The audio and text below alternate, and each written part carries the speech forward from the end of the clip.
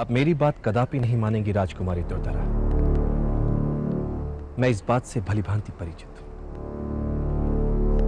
किंतु एक बात याद रहे, एक स्त्री पुरुष को बना भी सकती है और मिटा भी सकती है।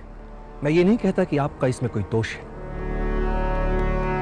किंतु जैसे एक कोयल की सुंदरता उसकी मीठी कूक में होती है, वैसे ही एक स्त्री की सुंदरता उसकी पति भक्ति में होती है।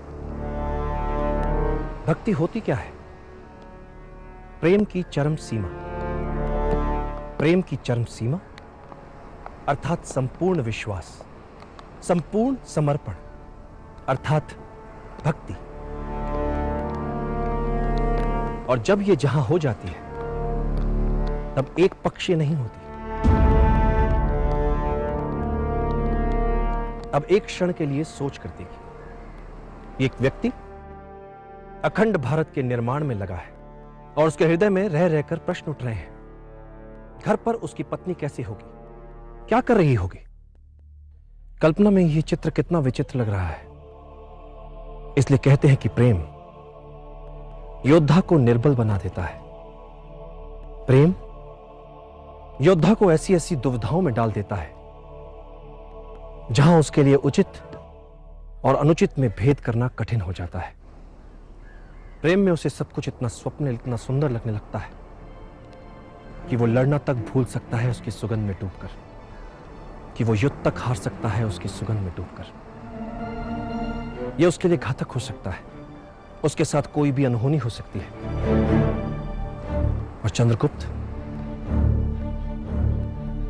प्रेम के लिए इतना बड़ा मूल्य नहीं चुका सकता। वैसे भी उसके जीवन को हर क्षण संकट घेरे रहते हैं, सहस्त्रों साथियों का उत्तरदायित्व है उस पर।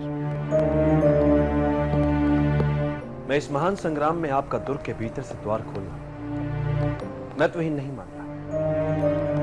मैं प्रेम के विरुद्ध नहीं, मैं सम्मान करता हूं प्रेम का, किंतु एक छोटी सी भूल जीवन ले सकती है चंद्रगुप्त। उस स्वप्न को चूर चूर कर सकती है ये तुच्छ भूल, जो उससे भी बड़ा है, मुझसे भी बड़ा है, आपसे भी बड़ा है, हम सबसे बड़ा है। अखंड भारत का स्वप्न ये है चंद्रगुप्त, जिसे इतिहास गढ़ना है, जिसे इतिहास में अमर होना है, जिसे इस समय का युग पुरुष बनना है। ऐसा युग पुरुष जिसे आने वाली सैकड़ों सहस्त्रों पीढ़ियां चंद्रगुप्त मौर्य के नाम से जाने। बड़े कठिन मार्ग पर चल पड़ा है और यह मार्ग मात्र यश और प्रसिद्धि का नहीं है राजकुमारी दुर्धरा। पवित्र यज्ञ है उसका लक्ष्य,